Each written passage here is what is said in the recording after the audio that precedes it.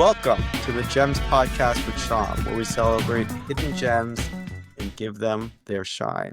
We dive into lesser-known music, rare records, vinyl culture, and the worlds of jazz, funk, soul, rare groove, and international heat. This is for all you music lovers, beat diggers, e-diggers, and musical world travelers. I'm Shom, a longtime record collector, music lover, music researcher who discovered music in reverse. I started off as a huge hip hop fan, tracking breakbeats through jazz, funk, soul, psych rock, and everything in between. Digging is really endless. Some of you may be experts, OGs who've been in the game for years. Some of you may be newer and learning, but that's all good. As for me, I'm forever a student. On today's show, we have writer and music producer Skiz. Welcome to the show, Skiz. Thanks for joining me, brother. Thanks for having me. I was reading your new book, The Chronicles of DOOM. It's so interesting. I enjoyed it so much. The writing is so compelling, and I really wanted to meet you.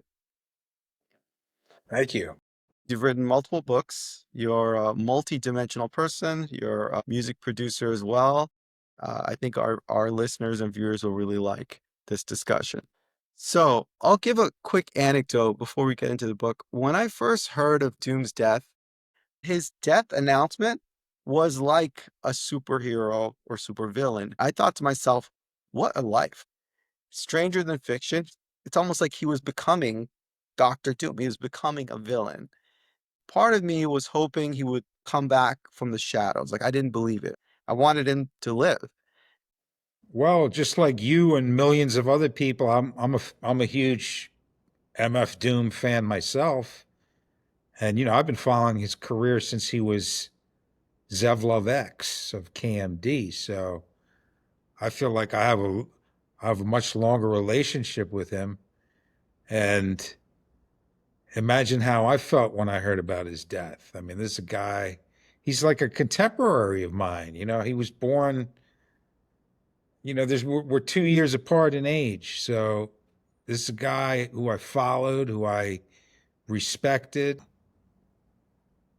who has done so much for hip hop, and to just see him just kind of fade away like that was not fair. It was like, especially, you described how it happened. Like, we didn't even know anything about it till 2 months after he actually died. The announcement was made. So it was like some superhero or supervillain's announcement. And, we're all hoping that it's that it's false, that it's like, oh, this is maybe part of the myth of the supervillain. Like, maybe he's going to resurface after this, right? But no, unfortunately not. This was the real deal. So just like you and millions of others, on December 31st, 2020, as we were gearing up for the new year, this dropped out of nowhere, and it kind of just shattered the new year for us, for music lovers. If you're like a real music lover, if you're really into hip hop, you were bummed out when you heard about Doom's death, because, man, this guy was like on fire. He was leading the pack. He was just getting into it. You know what I mean? So, damn, we were robbed. So that's basically the long and the short of it. I mean, this was a compelling figure, a compelling character, a true artist. Can't say that about a lot of people in the entertainment business. This guy was an artist first, before he was an entertainer. And to see someone like that go, it's a damn shame, So this is my little homage to Daniel Dumoulin, aka MF Doom. I recall when reading the book, one of the quotes that stuck out to me: Doom was able to pull off one of the greatest comebacks in history. Tell us a little bit about the origin story of Doom. Well, here's a guy who grew up in Long Island, really, kind of on the outskirts, on the fringes of hip hop when it was happening. Nonetheless, he was, hugely influenced by it, as As you know, anyone in Gen X, I'm Gen X. We were the generation that really started hip hop. We were the first generations to grow up totally influenced by hip hop. I can totally relate to Doom growing up and listening to this music as a fan and gravitating towards it and, eventually becoming part of the story himself. Um, he was into a lot of things. He was into comic books. He was into BMX bikes. He was into hip hop. He was into Godzilla movies. And all of these, when you're a kid, you think these are just like little hobbies or little interests, but really that's what shapes your personality as you grow up to be an adult. And hip hop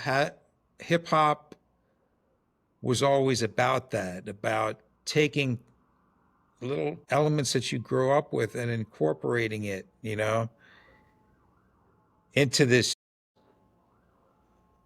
I don't even know what you want to call it. It's definitely an art form, but there's so many even individual art forms within this thing that we call hip hop. It's not just rapping and DJing and breakdancing and graffiti. It's fashion. It's a whole bunch of stuff. So basically, Doom was influenced by all this stuff, and he was able to add on to it by like running everything through his prism, which was very interesting take on things. Let's put it that way. He had a very interesting take on things. He was a very unique individual. He was not a follower, he was a leader. He set trends. And that's why he had so many fans toward the end, because as you said, he was authentic, he was original. People are just chasing that. He was the real deal. So that's obviously that explains a lot of his appeal amongst people. Let's talk about his origins with Third Base. Well, Third Base was one of the first white groups in hip hop. They were signed to Def Jam, MC Search, and Prime Minister Pete Nice. And Search used to hang out in Long Beach where Doom lived, and he knew people who knew Doom. He was eventually introduced to Doom. And even though Doom was a lot younger than him, Search was just impressed at the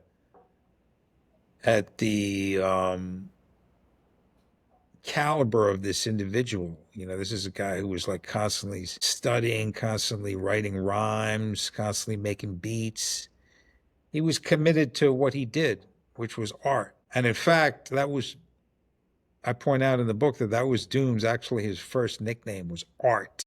When he used to write graffiti, that was his first kind of pen name. As a MC, he was Zev Love X. And it's kind of funny because neither Search nor Pete Nice had ever heard him rap before they did a song with him, which was The Gas Face. And The Gas Face was like that was like the big hit off the Cactus album. And that's really what propelled Zev Love X, aka MF Doom, to later fame, because he was able to get a deal for his group on the strength of that hit. So that's really how things started for Doom, with his association with Third Base. The first release that they had as KMD was Peach Fuzz. I was quite young at the time, and I really loved the song. I thought it was great. I remember watching the video, and later on in life, when I started collecting records, I discovered the sample O.C. Smith, and it just felt so great. It's such a catchy song, enjoyable song. Can you tell us about their first album? Yeah, well, they were still in high school. They were still at Long Beach High. I don't even know if Doom was attending school on a regular basis, but they were both enrolled at Long Beach High. And actually, I tell the story of Peach Fuzz. It was actually their younger brother, Dimbaza, who found that sample. They have a younger, in addition to Doom and Sub Rock, they have a younger brother, Dimbaza, and then a younger sister. So it was four of them growing up.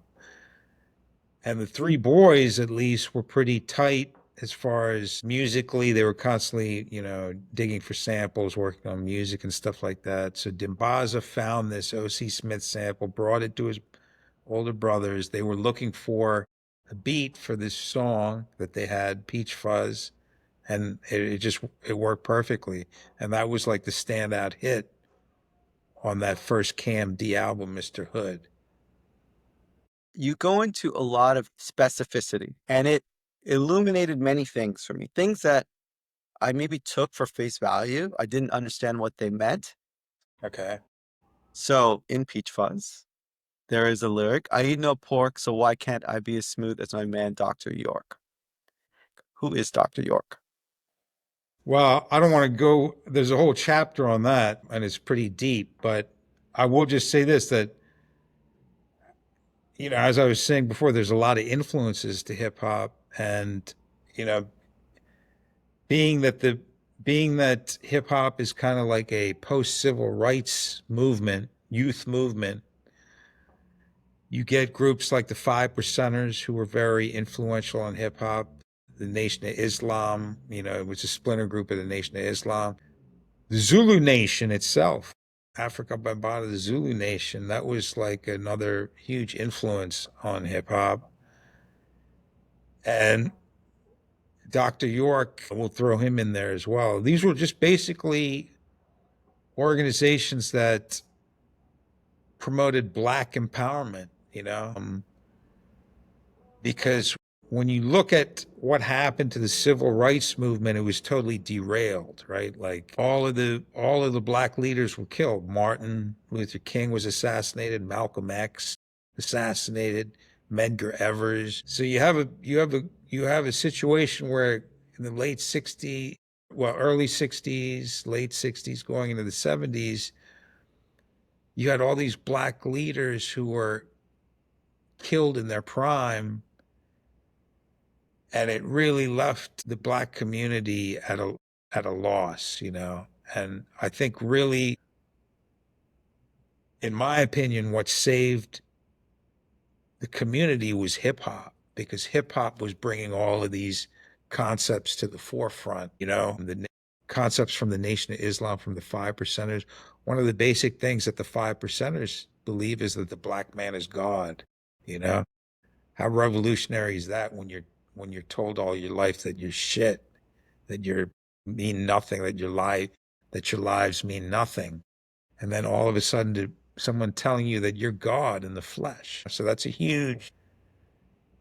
does something huge for your mindset. I did a book on Wu-Tang Clan. All of those guys are Five Percenters. All of those guys were influenced by the teaching of the 5%.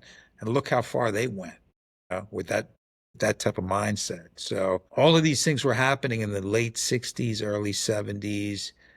And Dr. York was kind of on the forefront of all of these things. He was into exploring his African roots. He was exploring Egyptology, all of these kind of hidden occult stuff.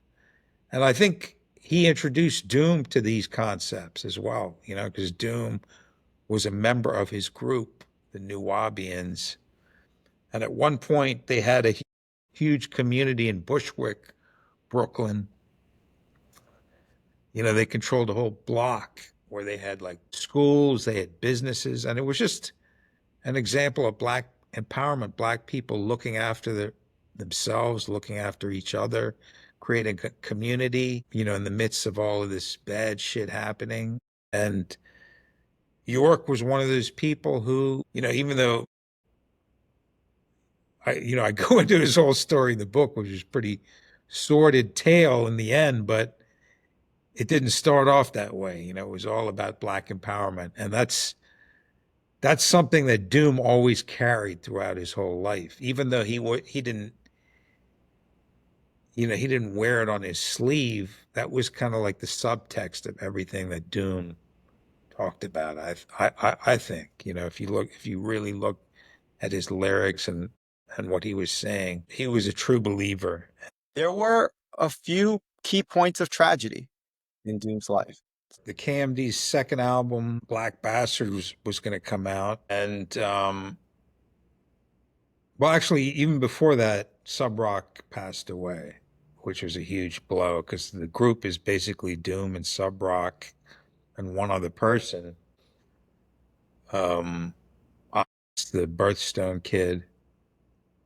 And, there's this bizarre incident that occurs where Sub Rock dies at age 18 or 19, which is a huge blow to Doom because that's his younger brother. They're like twins almost. And also that's his partner in rhyme, his partner in the group. So not only did he have to finish the album by himself, but he's going through all this grief. He is able to finish the album, but then when the album is about to be delivered to Elektra, which was part of the Time Warner Group, there's controversy about the artwork. So not only does Doom lose his brother, he loses his record deal. And that's really what sends him underground for a few years. We lose track of him. And that is really actually the crucial time when he reinvents himself as MF Doom. So it wasn't a total loss because even though he was disappeared for like 3-4 years, he was still working. He was still making music. He still had the intention of getting back into it, but not as his former self. He just totally reinvented himself. And it's a huge effort. I mean, that's a very rare, especially in the mainstream music industry. If you're on a major label and you get dropped, it's very rare that you will ever come back. Thanks to his tenacity and his spirit and his will, he was able to do it. And not only that, he came back better than he was before. Arguably, you could say that there wouldn't be an MF Doom if not for those two tragedies. Him losing his brother and losing his record deal. Because ordinary person might have been just taken out of the game, but it just shows you how much Doom really wanted this, to come back after those two things and to reinvent himself bigger and better before. It tells you a lot about him as a person. It's unbelievable. I thought that part of the book was especially fascinating because where does someone go after that? And then how do they come back totally new? And there's just years of it's kind of not that clear from the outside what he was doing and how it turned into that. I'll ask about another part that stood out to me that I had no idea about before I read it. The graffiti crew CM and the MF prefix. Well, I think the CM crew contributed to, it was kind of like a support network for Doom, especially after his brother died. He started hanging out with Curious, other members of the CM crew uptown in Manhattan. And, those people like Bobito, Curious, they facilitated his transition to MF Doom. Like they let him use the studios.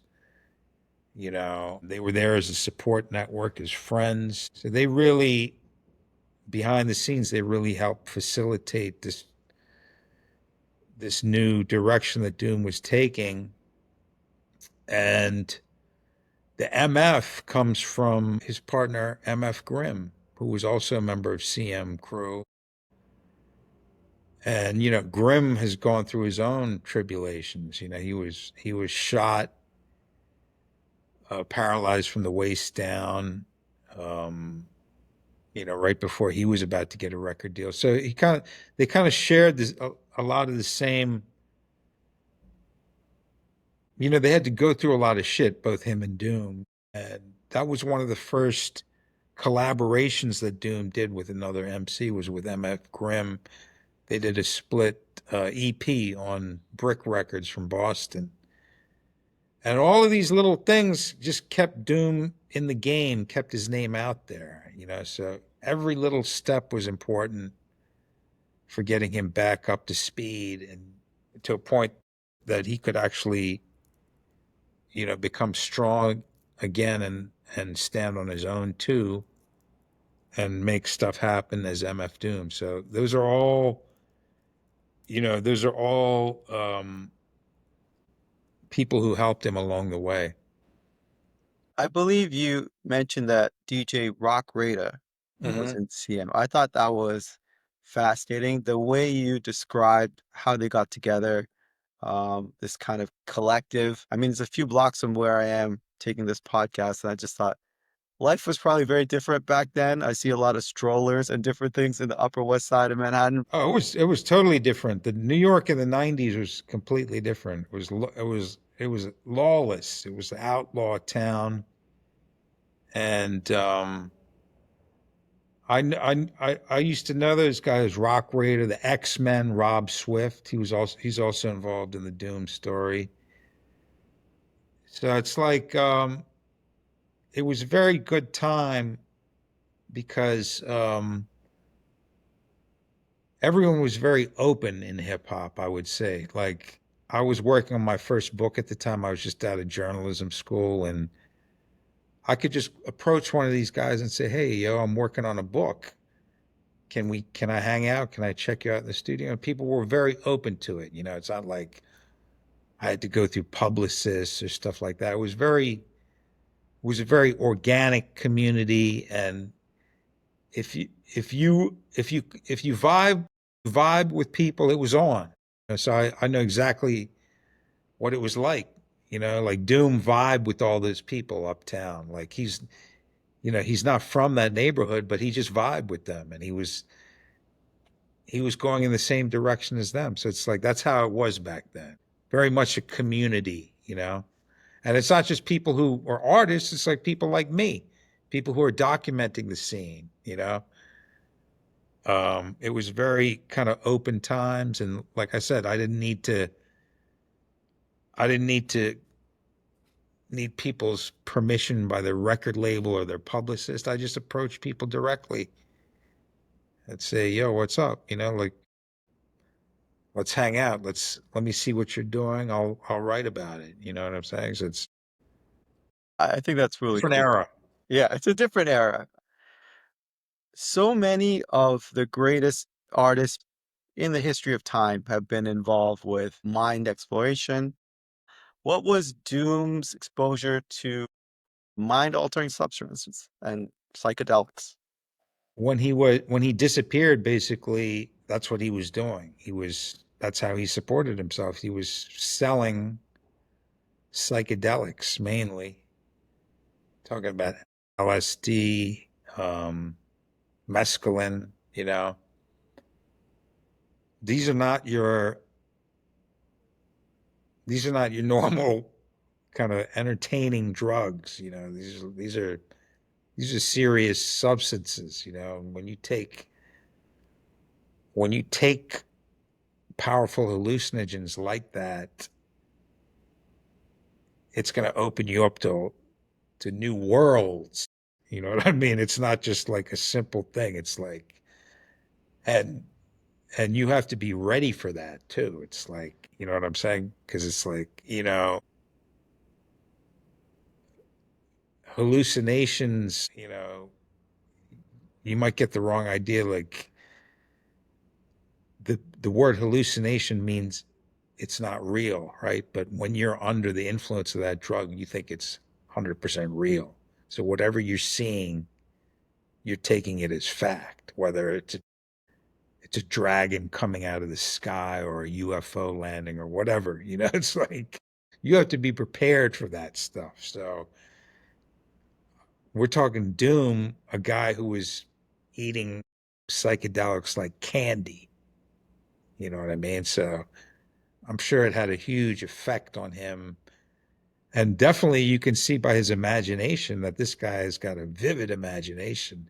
I mean, anyone who can, you know, he invented all these crazy characters like King Ghidorah, you know, Vic Vaughn. I mean, that takes imagination to do that. And it's like I'm definitely sure that the psychedelics helped to on that count, as far as the creative aspect of Doom, because it's like when you take these substances, they really open you up to a lot of stuff. So yeah. Yeah, I mean, I think whatever he went through, he had a combination of skills, interests, ideas that, I mean, were all his own. This character, the multiple characters he created, I don't know how you cultivate that, right? Let's just say it's a very unusual set of circumstances that led to this creation. Let's go through his best years. Well, just in general, I would say that Doom, his timing was perfect because he hit the indie hip hop scene just at the right time, just at the late 90s, 1999, just when it was taking off. And his peak years, which was basically 2000 to 2005, mirror the rise of independent hip hop. And as you said, he was on all the labels. He was on Fondulum, Bobito's label. He was on Stone's Throw, Peanut Butter Wolf's label. He was on Rhyme Sayers, another huge independent rap label. He was on every major independent label except mine, Word Sound. And I reached out to Doom too late. I reached out to him too late. But I had started my label, Word Sound, in 94. And actually, I put out Prince Paul's first solo record called Psychoanalysis. And it's funny because Prince Paul is the guy who told me about MF Doom. He's the guy who's told me that Zevlov X had reinvented himself as MF Doom right around the time when the Fondulum record came out. So that's when I started following MF Doom's career. And I saw that he was putting out all these records with different labels. And, through Paul, I had a good shot at getting him. The thing is, I approached him too late. He had already moved, he had already been deported to England by that time. And he was signed to Lex Records there. I think he was pretty much working exclusively with Lex at the time. But yeah, that was a little tangent. But Doom just hit right at the right time, right when all these indie labels were popular. And he released a record on pretty much every indie label that was big at the time. So he was able to actually have a legitimate career without being on a major label, because you don't have to sell a lot of record when you control your art. You don't have to sell a lot of records to make more of a profit. When you're on a major label, you may be getting $1 per CD that you sell. If you're on an indie label, you're probably getting like $5, $6 a CD that you sell. So that was very good for Doom. And he was kind of like a blueprint of an artist who was able to really exploit that whole independent rap scene and make it work for him. I liked what you mentioned about the Fondulum label, specifically Rhymes Like Dimes. Mm-hmm. And it was such a simple song, but it just worked perfectly. And it's one of my all-time favorite songs. But the way I took it in was not like, here's a big album coming out and a build-up. It was just sporadic singles. And Right. then albums here and there. Sometimes I'd discover as it came out. Sometimes I'd be going backwards and be like, oh, this came out a year ago. This is great. It was amazing music. It was very free. He sampled Quiet Storm records. He sampled children's shows. He sampled sometimes rare records. He was all over the map, but his production matched his rapping style perfectly. Let's talk about the use of the mask. Well, I think originally it was, a way for him to kind of deal with the whole fame aspect, because he had a little taste of fame and he wasn't really feeling it. So he said, the next time I come out, I'm just going to cover my face and, let people judge me by the lyrics and the music, which to me is such a kind of honest thing. It's like, let's take all the bullshit out of the equation and just, it's all about beats and rhymes, right? So that's how he wanted to be judged. And eventually, it was such a novelty approach that it took on a life of its own. The mask, it not only allowed him to have a private life and to have different identities, but it just took on a life of its own, and it was part of the myth building of Doom. It's like, wow, this is like, now people are coming to the shows to see the mask. So what he did was like, all right, if people are just coming to see the mask, I can just give the mask to anyone. And just, that was the beginning of the Doombots thing. And that was like another amazing, it's like an art project, like a performance art. Let me see how many people I can fool with this mask now. Let's see how much money I can get from not doing a show by sending some fake guy out to do it. And that's like another genius thing. Who thinks of stuff like that? It's like, and it didn't really affect his popularity, because now people are coming to the shows to see if it is the real Doom or not. So it's like a win-win situation. This guy could do no wrong at a certain point. Yeah, it's just amazing that he's able to get away with stuff like that. So it's like, that's another, in my opinion, that's another feather in his cap. It's another way that he was totally different, totally original, and just, you know. I think it's a bit of humor and it kind of plays into his persona. Let's talk about his time in the UK. Well, he was originally born in the UK. So he's always been a British citizen. He's always had a British passport. The problem was when he was first brought back, he was a baby, and his parents never dealt with all of that paperwork situation, There's plenty of people who are born to American parents in a foreign country, and then they come back here and they, you know, even his cousin was in that situation. His cousin Michelle, who's now lives in the U.S. She's a U.S. citizen. He was originally a British citizen. When he first started doing tours in Europe, the first tour he was able to get back in, no problem. The second tour, they stopped him at the border and they were like, wait, you have a British passport. You're not supposed to be living in the U.S. So that started that whole thing. And it's kind of ridiculous because this is a guy who lived all his life in the U.S. He had a house here. He had a wife here. He had kids here, and he was still deported. That's really what's happening now with this whole ICE thing. They're deporting people to like third countries where they don't have any connection. So Toom was one of the early people who had to deal with this BS. It's like, and it wasn't nice. He resented it. But eventually I think it took about a year and a half to bring his family over to the UK where they lived.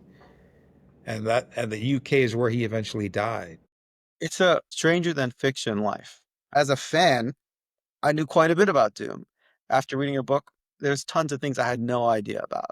How did you capture all this information? Well, as a journalist, that's my job, is to dig. I would say that half of this book is internet, half is primary sources. And I interviewed about 50 people for the book, people who are friends, family, collaborators with Doom.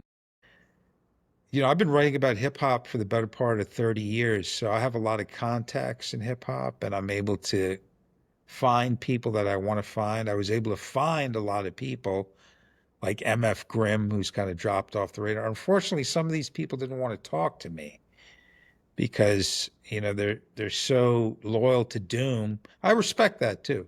They're so loyal to Doom that they don't, and they know that Doom is a private person, that they don't want to kind of blow up his spot, which I get. But you know, at a certain point, Doom is not no longer around now, and there's tons of people who want to find out about him. The tons of people who are inspired by him, and we should have access to this information now. You know, it's like when a legend passes, you know, someone like Miles Davis, he's got like 20 books about him. You know, there should be more books about Doom. I hope some of these people who are very close to him in his inner circle will write a book because, you know, this is a compelling character. We want to find out about this guy. To me, he transcends hip hop. He's like one, you could put him on the same level as a Miles Davis or, you know, any kind of legendary name like that, you know. People want to find out about people like that. What makes them tick? You know, that's one of the things that I didn't really get into in this book. I kind of gave his life story, his biography. I didn't really get into his head. You know, you can't really, with such a complex person like that, you can't get into their head. The only people who really knew him were his inner circle, people who like really, you know, could say, yeah, the supervillain is my friend, you know, he confides in me, stuff like that. And I don't even know if Doom had a lot of people that he confided in, even, you know, having done the research here. I think Doom was kind of like the US government in a way that everything was, all his relationships were compartmentalized. You know what I mean? Like if you saw, if you saw like Oppenheimer and stuff like that, the Manhattan Project, no one knows the full picture. Everyone knows like little pieces of it, compartmentalized. That's how I felt like when I was doing this book. It was like, all right, you might have known Doom from like 2000 to 2003, but then after that, you don't really know anything about him. So it was a lot of situations like that where I was talking to people who were like, maybe they hung out with Doom a lot intensely, and then they didn't see him for the next 20 years, you know? So I think Doom was like that with a lot of people too, you know, like like he had people in his circle and they were not maybe all the time in there. And with Doom, the thing that you come up against is like everything is on a need to know basis. He never filled, he never, I don't think there's any one person that he filled in with everything. You know what I mean? So I had to talk to a lot of different people. Some of these people were forthcoming, some weren't. And it was very difficult to put this book together. You know, even like what I have, even though I talk to a lot of people, you know, I think there's so much deeper you can go. Um, and I hope there are more books about Doom because I want to find out more about him. You know what I mean? And having spent like 2, 3 years of my life doing that already, and I still haven't found out everything I need to know, you know. So hopefully there will be a movie about Doom. Hopefully there will be more books, a documentary, you know, because this is the type of artist that we need to know about, you know, because he's a totally inspirational figure, and I think there's more, there's so much more to know, you know. Doom is more popular than he was 10 years ago. Hell yeah. Yeah. So I think, And that's a good thing because like he's got his fans are getting younger and younger. You know what I mean? So that's a good, to me, that's a good thing because that shows me that the youth has good taste, that they're picking like they've picked up on a good artist who who really kind of represents hip hop to the fullest too. Because that's one thing that made me want to do this book. Because Doom, you know, his main appeal was in the early 2000s, but yet he's a character really who goes back to the origins of hip hop. You know, like myself, I was talking about Gen X. We are the first generation to grow up with hip hop, and we, you know, we kind of invented hip hop. So it's like it's good that that the youth of today are digging back into an artist who has that type of pedigree. You know, because Doom definitely has all of the original the original spirit of hip hop in him. You know what I mean?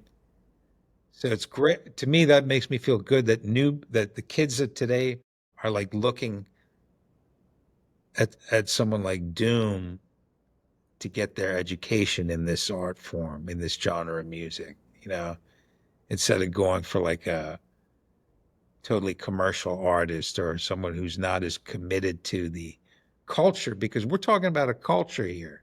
We're not talking about pop culture either. We're talking about hip hop culture. You know, it's a real, it came from somewhere. It's got roots. It's got like a conscience. It's got principles. It's got integrity. And now it's kind of been reduced to pop culture, which is kind of sad in a way. Rap is pop culture, but there's a much deeper story there, and Doom is connected to that story. So that's why it's good that the youth are discovering Doom. Yeah, I agree. I couldn't agree more. I'm going to talk about a few key moments.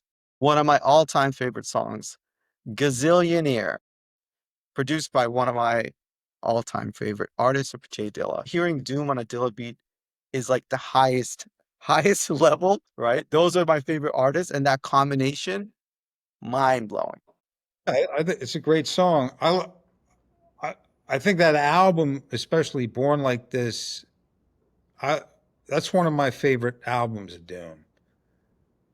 I think those later albums kind of got slept on a little bit, like Born Like This, Key to the Cuffs. I think there's some really good stuff on there, and it shows Doom really stretching himself as an artist too. He's not just going for the same old type of stuff. He's like really trying to grow and stretch. So I think, yeah, I think Gazillionaire would be a good example of that.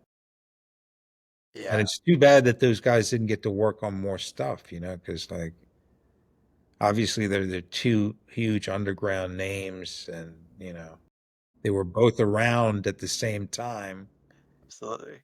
Let's talk about one of his most famous features, Rock Cocaine Flow. Uh-huh.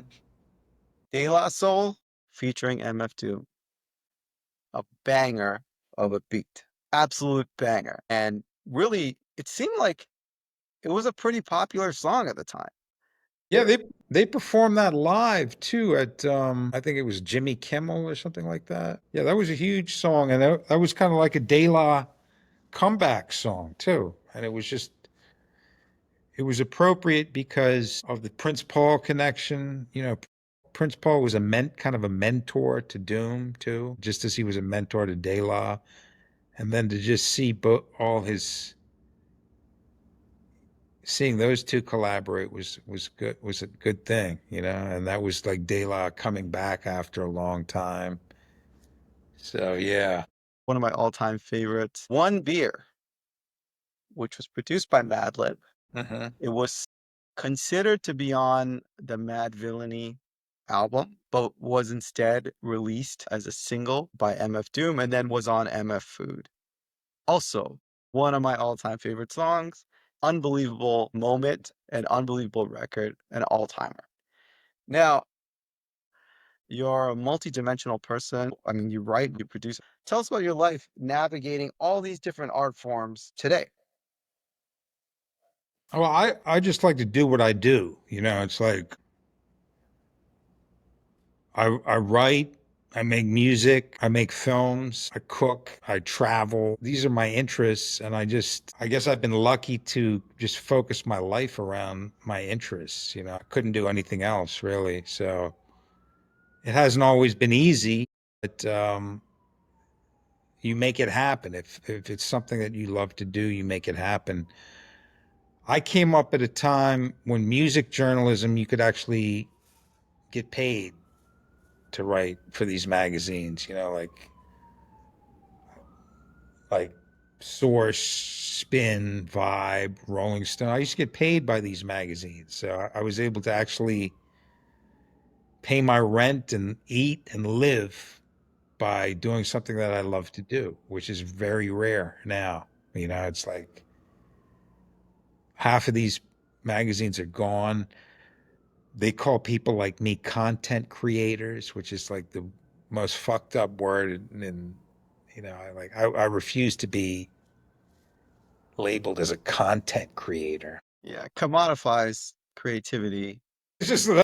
that sounds like some business guy Yeah. came up. Oh yeah, what are we gonna call all these guys who make all this stuff that we put on the internet? It's fuck that shit. Like I do what I like to do. Music has always been my main love.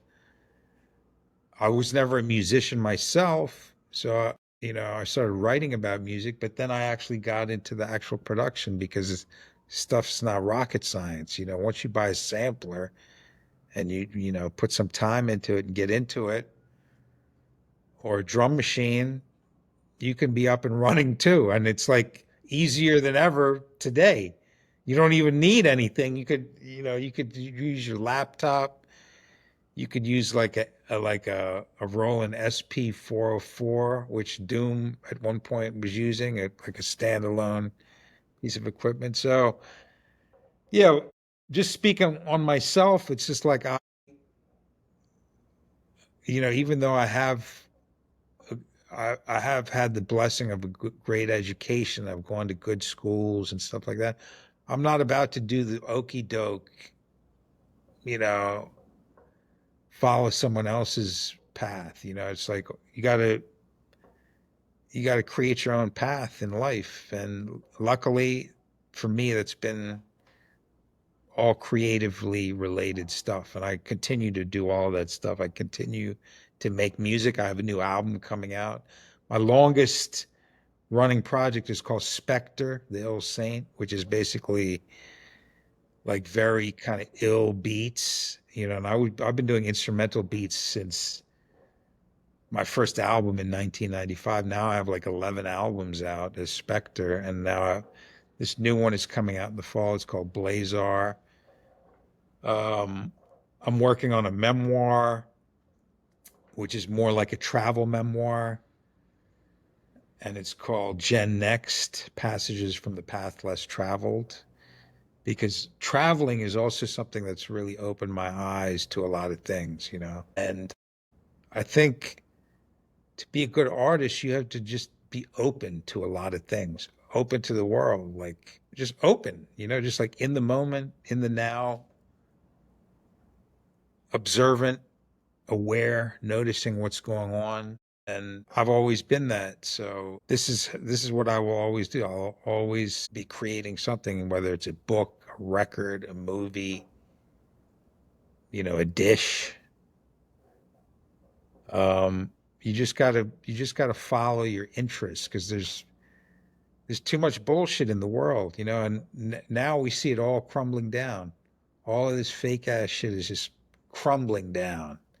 And I'm talking about the government too, because that's bullshit. They, you can only control people for so long. And what I'm seeing now around me is that people are finally getting a clue and realizing that they can control their own destiny. So it's like that's like the bigger message. And that's what, to me, something like MF Doom, that was like the message he was putting out there, not maybe explicitly, but just in being an example of someone who would do what they love to do and make it work. We can all do that. Whatever you love to do, you can make it work too. You don't have to go someone else's route. So that's really what this is really all about. When you come down to it, whatever you want to do, you can do it. You can make a way for that to happen. And you don't need money to do it. You just need the intention to do it. You need the commitment. You need a strong will, and you need to be consistent. And if you do those things, you will be able to do what you want to do. You might not make a lot of money.